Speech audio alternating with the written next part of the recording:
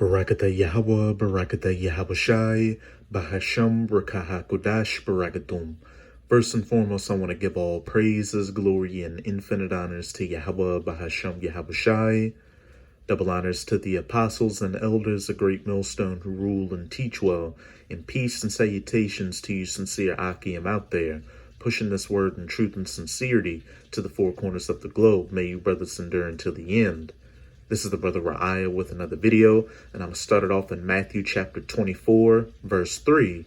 And the header of this chapter reads, Signs of Hamashiach's Return. And as he sat upon the Mount of Olives, speaking of Yahawashi Hamashiach, whom the world ignorantly refers to as so-called Jesus Christ, the disciples came unto him privately, saying, Tell us, when shall these things be? And what shall be the sign of thy coming and of the end of the world, the sign of thy second coming and the end of the age of the rulership of the heathen nations, chiefly of the Edomites, or the so-called white people? And while Yahawashi was speaking to his disciples in the past, as it says in Romans chapter 15, everything written aforetime was written for our learning, Yahawashi was really speaking to his disciples today, who are living in the times before his second coming and the end of this current age of the rulership of the heathen nations, before the ushering in of the kingdom of heaven, where the true children of Israel, who are the so-called Negroes, Latinos, and Native Americans, beginning with the elect, the 144,000 and the rest of the righteous 1/3, will rule for eternity. Jump down to verse 7. These are some of the signs Yahawashi told his disciples to look for before his second coming and the end of this current age. For nation shall rise against nation, and kingdom against kingdom, and there shall be famines and pestilences and earthquakes in diverse places. And if you have that spiritual eyesight, you can clearly see that these signs are either taking place as we speak or in the process of taking place. And in this lesson, I'll be dealing with the famines that Yahawashi told his disciples to look for during these last days.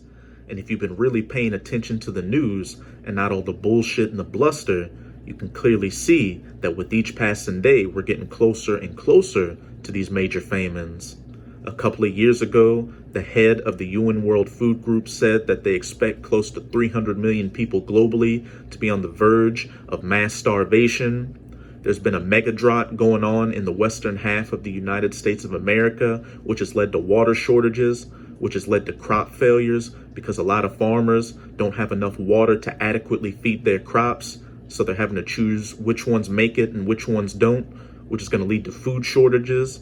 Over in the UK, due to a lack of delivery drivers because of the C-19, a lot of those grocery stores are seeing emptier and emptier shelves. The list goes on and on.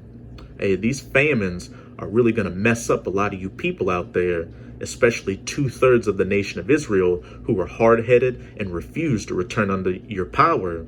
As it says in, I believe, Lamentations, better is it to die by the sword than by hunger.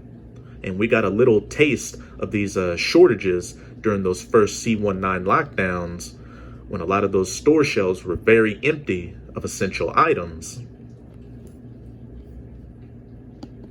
Hey, but this time, when these shortages and famines really hit, hey, nothing is coming back.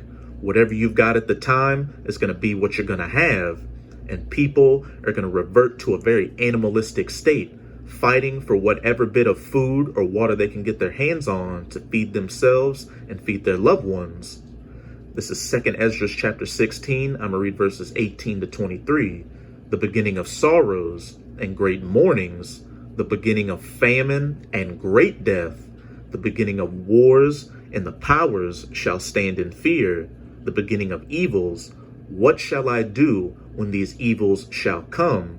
If you're an Israelite, pray that you're of that elect number so you can hope to have that protective hedge of Yahweh Bahasham Yahawashi over you to save you from all these terrible calamities and judgments of Jacob's trouble.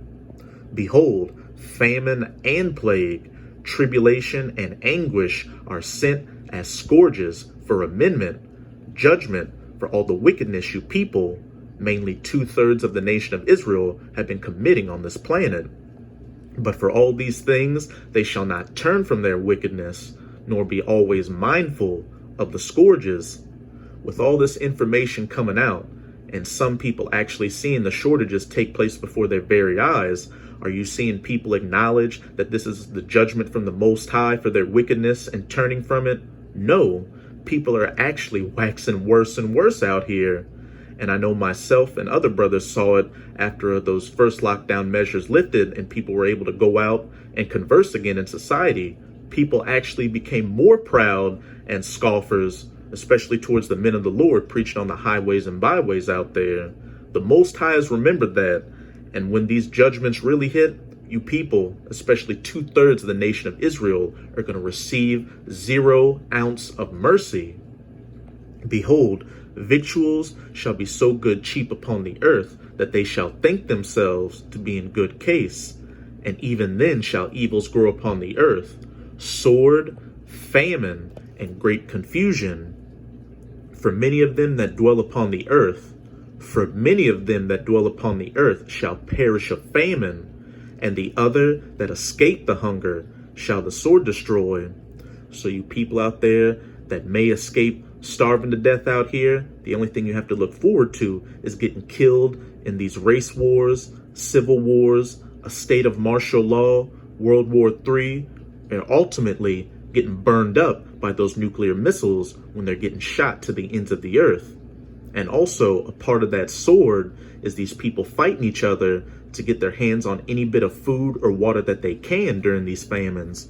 As it says in 2 Esdras chapter 15, verse 19, a man shall have no pity upon his neighbor, but shall destroy their houses with the sword. And that sword, especially in the United States of America, is going to be that gun, besides anything these people are going to be using in that day, such as bats, sticks, clubs, knives, literal swords, chains, brass knuckles, Molotov cocktails, you name it, and spoil their goods because of the lack of bread, the lack of food, famines, and for great tribulation. Not just the famines, but the pestilences, the race wars, civil wars, martial law, you name it. And the dead shall be cast out as dung or crap, and there shall be no man to comfort them, for the earth shall be wasted, and the cities shall be cast down. As it says in Jeremiah chapter 25, the slain of the Lord shall be from one end of the earth even unto the other. There's going to be so much death, destruction, and misery in that day that you're going to be numb to all the dead bodies you're going to see laying around and step over it and not give a second thought to them, like you don't give a second thought to that turd that you flushed down the toilet. And I opened up this lesson with these precepts to preface a YouTube video from Full Spectrum Survival's YouTube channel titled Breaking: Massive Food Shortage Across the USA, Government Warning on Crop Loss and Water Shortage. And as we'll see from the information presented by this man in this video, hey, like I said earlier, with each passing day, we're getting closer and closer to these mass famines. So like we always tell you sincere Akim out there, you should be doing everything you can right now during this time of liberty to stay in the good graces of your power, Yahweh Bahashem Yahweh Shai, so you can hope to have that protective hedge over you and be safe from these calamities, especially these famines of Jacob's trouble. Turn up the volume. University and government researchers are warning that there will be riots, food shortages, crop loss, and you will have 4,000 minutes to live. And I looked that up, and 4,000 minutes is about 3 days. So about 3 days to live when these famines really hit. And that's if you're lucky. United States of America and the world experiences its worst drought and lack of water in more than 1,200 years. Scientists are warning that food shortages, riots, power outages, and total chaos are all on the table as the United States. Food shortages, riots, and power outages. A man shall have no pity upon his neighbor, but shall spoil their houses with the force of the sword, due to lack of bread and great tribulation. Those that escape the hunger shall the sword destroy. faces what they're calling an uncertain future in its ability to withstand world change. Salt Lake City hit a record-breaking 107 degrees Fahrenheit, while in Texas, California, and other states, power grid operators are asking their residents, right now you're being asked to turn off your power or else you are going to face power outages and shortages in the near future. All of this is happening even before we reach into the hottest time of the year.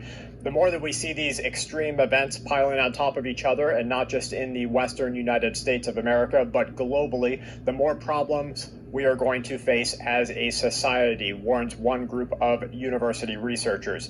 We are going to have people dying because they cannot afford water. You're going to have crop losses because the farmers cannot bring water up in enough volume. We're seeing well dry-ups happen across the entire United States of America. No one is even talking about this. You are right now seeing into the future for what is going to happen in the next 12 months. There will be food shortages that are inescapable because of crop loss.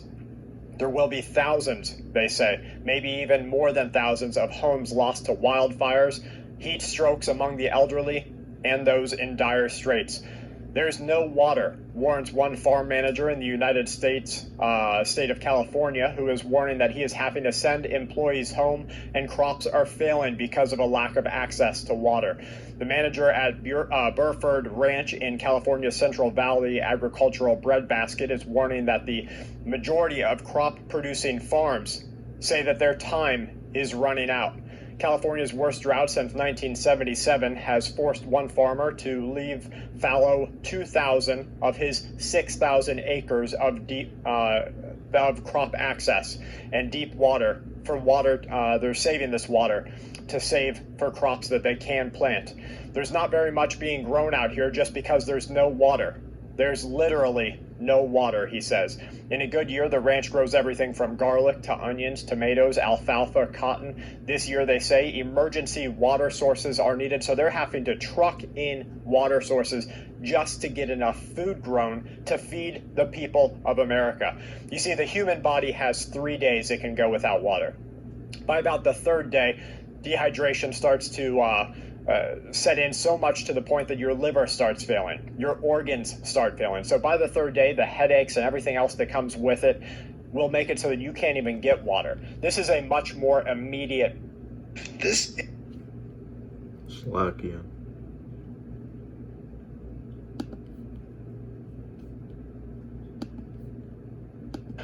You can go 3 weeks without food. That means that humans will always place water in themselves before they give it to the crops. We are going to see right now humans taking in water, crops being lost, and then when the crop losses come full circle and people start to realize that, hold on, why can't I get food at the grocery store? Then there will be panic, because at that point in time, it is already Let's run that back a little bit. Come full circle and before they give it to the crops. We are going to see right now humans taking in water, crops being lost, and then when the crop losses come full circle and people start to realize that, hold on, why can't I get food at the grocery store? Hold on, why can't I get food at the grocery stores? This is 2 Esdras chapter 6 verse 22. And suddenly shall the sown places appear unsown, the full storehouses, the grocery stores, these other stores that sell goods, etc., shall suddenly be found empty. These times are coming to where you're going to go to these different places to buy goods, and those store shelves are either going to be completely empty or have a few items left. And those few items left, people are going to fight for to get their hands on. And it's going to get to the point out here to where even in order to go to these stores, you're either going to need the JAB, but ultimately the MOB, the MICROCHIP implant, Revelation chapter 13, verse 16 to 17. Then there will be panic, because at that point in time, it is already too late. You can't make up for that sort of loss. You can't just magically make months of crops start growing. People are going to suffer one of the worst calamities in human history because of negligence, because of a corruption, and because no one will take action right now. He said that water is available, called supplemental water, is very expensive. $2,000 an acre foot versus the regular $200 an acre foot. So it's 10 times the cost. We just can't afford it, he warns. The cost of drought will ultimately, they say, be passed on to the consumer. So look at that, 10 times the cost. If you want to get that garlic, well, your $5 bag just became a $50 bag. You want that t-shirt, that $6 t-shirt, because they're growing the cotton, just became a $60 t-shirt. Oh, you'd like some onions to go with your soup? Well, that $1 onion just became a $10 onion. Humanity will not be able to survive the food crisis that is coming because of the water shortage. It has been said at the university and the government researcher level for years that there was a water war coming. That would be the new precious resource. It wouldn't be the oil wars anymore. It would be access to water. And that's what we're seeing shape the future of the United States of America right now. Consumers should be worried. One individual warns, one farmer, about garlic and onions and other crops, because come this time next year, they're going to be very scarce and the cost is going to be much higher. This is the farmer warning you right now. This is the guy who is producing a majority, among the peers, a majority of the garlic that reaches your table. You see, you go into Walmart, Publix, Costco, Sam's Club, whatever it might be, your grocery store, and you get that nice bag of garlic or onions that says Made in America, and everybody feels happy because they're giving to farmers here in the country. They know the stringent control measures that are put into place so that you're not just eating some sort of junk from some other country where no control measures exist. Except this time next year, he says, that $5 bag might cost you $50. The farmers are telling you what is going to happen right now. You need to take heed. And you might be asking yourself, well, what can I do about this? That's it with this video. You get the point. But hey, as you can see, the signs are all around us showing that with each passing day, we're getting closer and closer to these famines and mass death. Back in 2nd Esdras chapter 16, verse, I'll start again in verse 18. The beginning of sorrows and great mournings, the beginning of famine and great death, the beginning of wars, and the powers shall stand in fear, the beginning of evils. What shall I do when these evils shall come? Behold, famine and plague, tribulation and anguish are sent as scourges for amendment, mainly for 2/3 of the nation of Israel, who continue to be hard-headed and refuse to return under their power. Yahweh Bahashem Yahawashi is called Jacob's trouble for a reason. These calamities are mainly coming towards you Israelites. This is Jeremiah chapter 15. I'm going to read verses 1 to 2. Then said Yahweh unto me, though Moses and Samuel stood before me, yet my mind could not be toward this people. Cast them out of my sight, and let them go forth. And it shall come to pass, if they say unto thee, whither shall we go forth? Hey, during these times of Jacob's trouble, 2/3 of the nation of Israel that spent this time of liberty scoffing at the words of Yahweh Bahashem Yahawashi and scoffing at his prophets on the highways and byways. When these calamities really hit, as it says in Ezekiel chapter 33, then shall they know that a prophet had been among them. And you're going to try to seek the prophets in that day, but there's going to be that famine of the word, and it's going to be very hard to find a prophet. And even if you do find a prophet and the Most High allows him to say something to you, this is exactly what their answer is going to be. Then shalt thou tell them, thus saith Yahweh, such as are for death to death. And there's going to be a mass death of you Israelites out here from all these different calamities. And such as are for the sword to the sword, getting killed in these civil wars, race wars, getting thrown into a detention camp during martial law, getting drafted to go fight in World War III, or ultimately getting burned by these nuclear missiles. And such as are for the famine to the famine, starving to death. watching your loved ones starve to death in front of your eyes, watching your loved ones being cannibalized by these other vicious people out here, and such as are for the captivity, to the captivity, getting thrown into a concentration camp and getting tortured to death. And very terrible times are coming to 2/3 of the nation of Israel who have been hard-headed and refused to return under their power and have spent this time of liberty, again, scoffing at the word and scoffing at the men of the Lord and casting this word behind their back. And as it further says in 2 Ezra chapter 9, when these things begin to come to pass, then shall they know it after death by pain, pain to the nerve endings, the worst imaginable pain you can even think of. But to the hopeful elect out there, Abarat Dazam up that number. If we just keep staying diligent under our power, Yahweh Bahashem Yahweh Shai will have that protective hedge over us during Jacob's trouble, and we will eat and drink in that day. This is Isaiah chapter 65, verse 13. Therefore, thus saith the Lord Yahweh, behold, my servants shall eat, the elect, the 144,000 and the rest of the righteous 1/3. They shall eat and not be affected by the famines, but ye shall be hungry, 2/3 of the nation of Israel, to the famine, those to the famine, to the famine.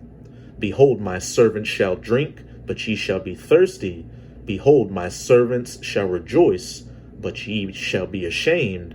During Jacob's trouble, those of the elect that built up their spiritual bank account on this side are going to cash it out during Jacob's trouble. And while they see all these different calamities befall 2/3 of the nation of Israel and these heathen nations, they're going to have that protective hedge over them. And the Most High is going to guide them through these different calamities and save them, so they'll rejoice.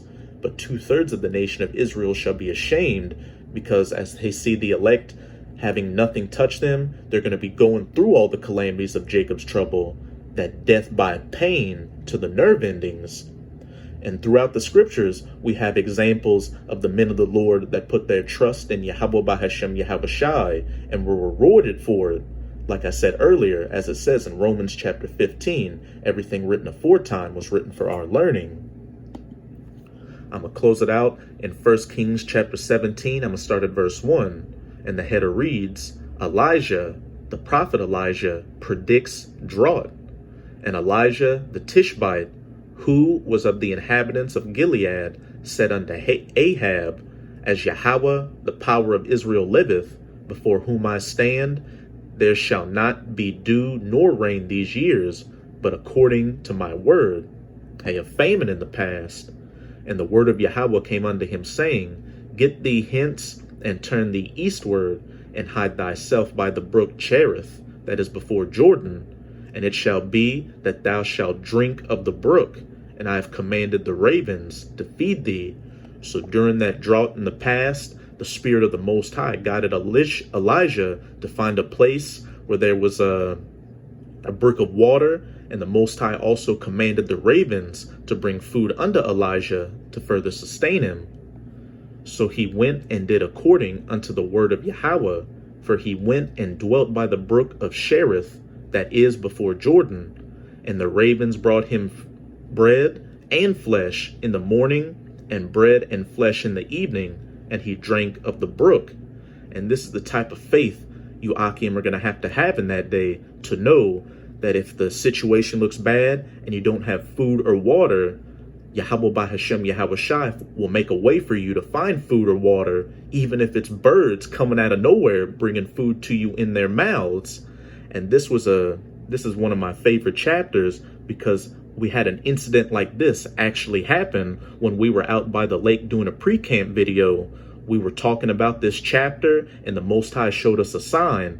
An actual raven showed up with a piece of bread in his mouth. So hey, Akim, again, just put all your faith in Yahweh Bahashem Yahweh Shai in that day. And as it said back in Isaiah 65 verse 13, Behold, my servants shall eat and drink and rejoice.